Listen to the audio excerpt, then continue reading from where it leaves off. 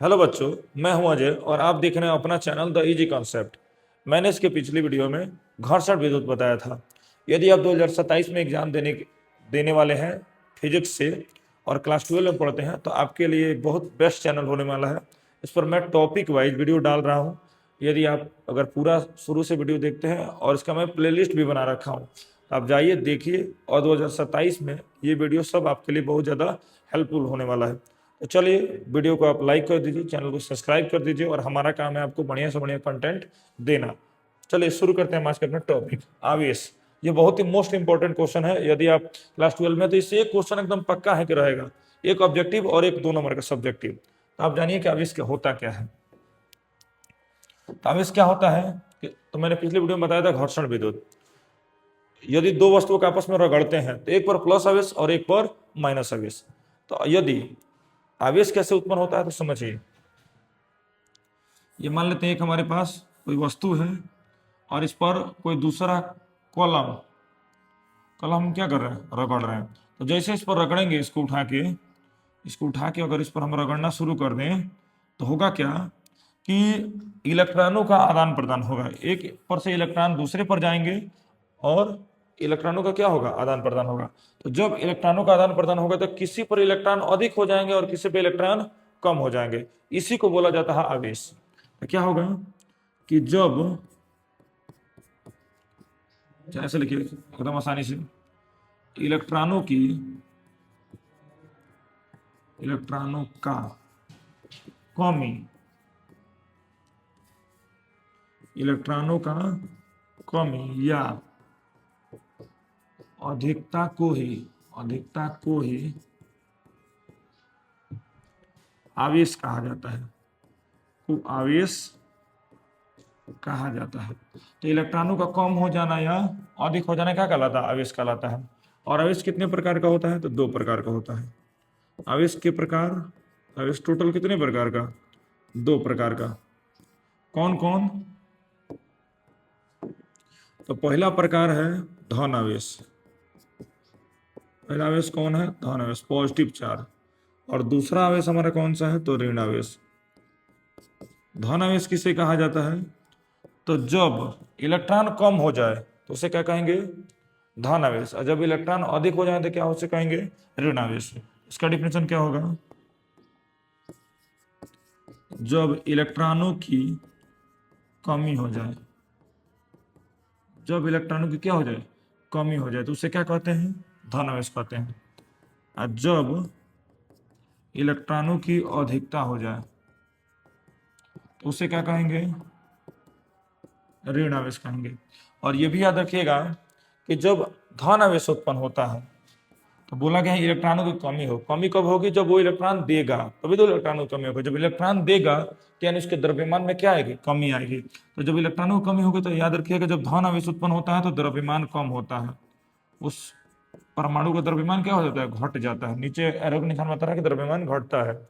और जब ऋण आवेश उत्पन्न होता है तो द्रव्यमान बढ़ता है, याद रखिएगा। और इससे रिलेटेड मैं आपको बता दूं, इसको स्क्रीनशॉट कर लीजिएगा। आगे मैं आपको बता दूं कि अगर कोई आवेश अगर रखा जाए, अगर ये स्थिर है, अगर ये आवेश कैसा है, स्थिर है, तो केवल विद्युत क्षेत्र उत्पन्न करता है। क्या उत्पन्न करेगा, विद्युत क्षेत्र, जिसको शॉर्टकट में ई बोला जाता है। आगे मैं आपको बताऊंगा। आवेश अगर स्थिर है तो क्या उत्पन्न करेगा, विद्युत क्षेत्र उत्पन्न करेगा। यदि यही आवेश गतिशील है, क्या है, गतिशील है, तो ये क्या उत्पन्न करेगा, तो ये विद्युत क्षेत्र भी उत्पन्न करेगा और साथ ही साथ चुंबकीय क्षेत्र भी उत्पन्न करेगा। ये आपके एग्जाम में बहुत बार पूछा जा चुका है। अच्छा, यही आवेश अगर समान त्वरण से गतिशील है, यहां बोला गया है केवल गतिशील है और यहां बोला जा रहा है समान त्वरण से गतिशील, समान त्वरण से गतिशील। अगर समान त्वरण से गतिशील है तो क्या उत्पन्न करेगा, विद्युतीय क्षेत्र तो उत्पन्न करेगा ही करेगा, चुंबकीय क्षेत्र उत्पन्न करेगा ही करेगा, साथ ही साथ विद्युत चुंबकीय तरंग भी उत्पन्न करेगा। ठीक, तो आई होप आपको इतना समझ में आया होगा, इसका स्क्रीनशॉट ले लीजिए। आगे हम लोग जानेंगे कि आवेश को सूचित किससे करते हैं। आवेश को सूचित किससे करते हैं? आवेश को सूचित करते हैं Q से, या तो कैपिटल Q या तो स्मॉल q। और इसका फॉर्मूला क्या होता है? तो आवेश बराबर फॉर्मूला होता है विद्युत धारा गुणे समय। और इसको शॉर्टकट में लिखना चाहें तो आवेश को Q से, विद्युत धारा को I से और समय को T से। तो विद्युत धारा का फॉर्मूला क्या हो जाएगा? Q बराबर IT। और इसका मात्रक निकालना चाहें हम, इसका मात्रक क्या हो जाएगा? विद्युत धारा का मात्रक क्या होता है? एम्पियर। क्या होता है? एम्पियर, यानी शॉर्टकट में A। और समय का मात्रक सेकंड, यानी सेकंड को किससे सूचित करते हैं? S से। तो मात्रक हो जाएगा एम्पियर सेकंड। और इसी को एक वैज्ञानिक थे कूलाम, इनके सम्मान में क्या कहा जाता है? कूलाम, यानी C। तो मैंने आपको बताया कि आवेश को सूचित क्यों से करते हैं और इसका मात्रक क्या होता है? तो कूलाम होता है या एम्पियर सेकंड होता है। और आवेश का फॉर्मूला होता है विद्युत धारा गुणे समय। और इसका बीमा क्या होता है? तो विद्युत धारा का बीमा होता है A और समय का बीमा होता है T, यानी आवेश का बीमा क्या हो जाएगा? AT। बहुत ही इंपॉर्टेंट है, इसको लिख लीजिएगा। और चीज समझिए, आवेश का